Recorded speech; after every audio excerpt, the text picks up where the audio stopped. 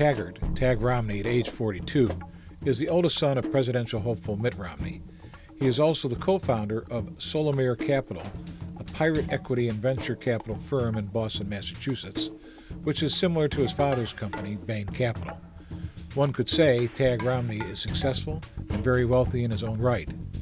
Tagg Romney is also influential in the town of Belmont, Massachusetts, where he and his family live in a $3.9 million estate that he built, and where his father also had a 7-bedroom and 6.5-bathroom mansion from 1989 until 2009.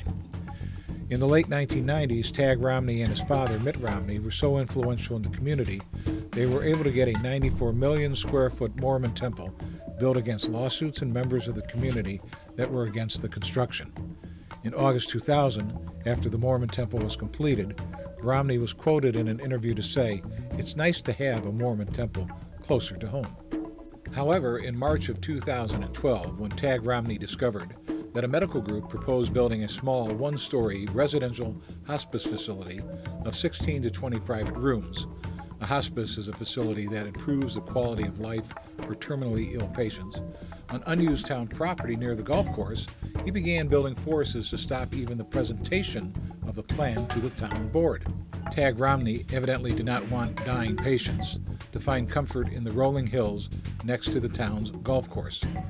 Tagg Romney took to the floor and argued that the increased traffic, ambulances, coroner vehicles, and excessive employee traffic could cause an inconvenience to homeowners near the hospital, all of which were contradicted by the hospice representatives.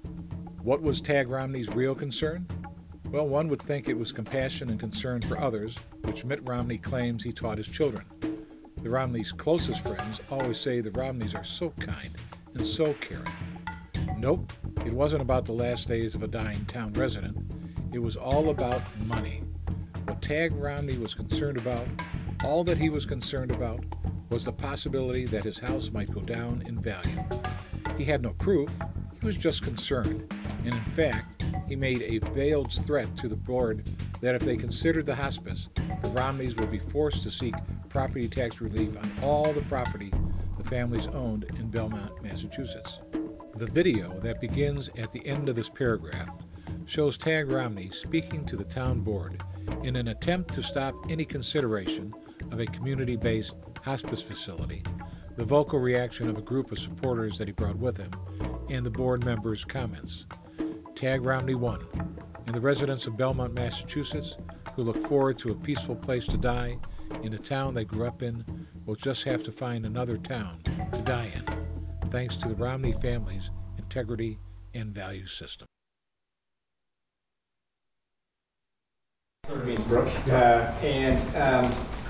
We bid on our property. We bought our property back in the 2004 or so time period, and spent a lot of money building our house there. I like to think that we improved the property values around us when we did that. After we built our home, a developer built a home behind us. We think that increased the value to the town by increasing their property taxes. Mm-hmm. The developer came in next to us, built a nice home there. There's been quite a bit of development on the street. New houses went in, hopefully adding to the town revenue. My fear is that as you put if the hospice were to go in there, I certainly would not have built my house there if I thought that there was a possibility of a hospice going there. I think that the values of all of our homes will decrease dramatically. I know that we would all do our best to have property tax relief if we felt like if our homes were less valuable than they had been a few weeks before. Second point for you, I bid on that land in 2007. I was outbid by somebody. No one, by the way, no one came back to us and said, you know, as the second place bidder. Clarify, you bid on the Woodfall Road? I bid on the Woodfall Road. There were a lot of us who bid, actually. I think there were, I don't remember how many, but there were many groups who bid. The one group that bid was significantly higher than everyone else's bid. We were not surprised that their financing fell through because we thought that they were paying too high of a price. No one came back to us after that point and said, would you like to, you know, who's the second place winner? It seems that the town's been willing to sit on it for the last couple of years. I can tell you when we put our bid together, I had to go get a contractor to bid on what was the price of the road to put in. He had to go out there and make site surveys. Right. The sewer system we were told was all ready to go. As we looked at it, it turns out there was a very large section that was missing. It had to be connected to Woodfall Road. That was going to cost a lot of money. It took us several months to get all of our facts and figures together so we could know how much to bid. I just think if we're trying to get this done in 3 weeks or however many weeks we have, there's not going to be enough time for someone other than the hospital who's got a staff of people on board to go through that process. Can I ask you a question? Yeah. Do you think there's renewed interest in this for residential purposes and development? Absolutely. I've been wanting the whole time, but the whole time this has been there, I've been wishing the town would put it back out to bid so that I or someone else could build homes there. I think I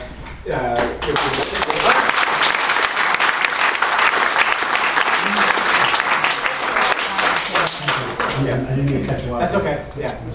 I think in light of the questions that have been raised, and I like Mr. Berman's arguments very much. I thought they were very eloquent and made a lot of sense. I also think there isn't any rush. I mean, we've had this property since 1930. At the time, there was a push to get it out on the street to sell it. There was a push to sell lots of little parts of town property to raise funds. So it wasn't anything that was unusual. We just happened to come up in the course of looking at all of our revenue options. I don't think we have any need to rush this. Yeah. Well, I'd like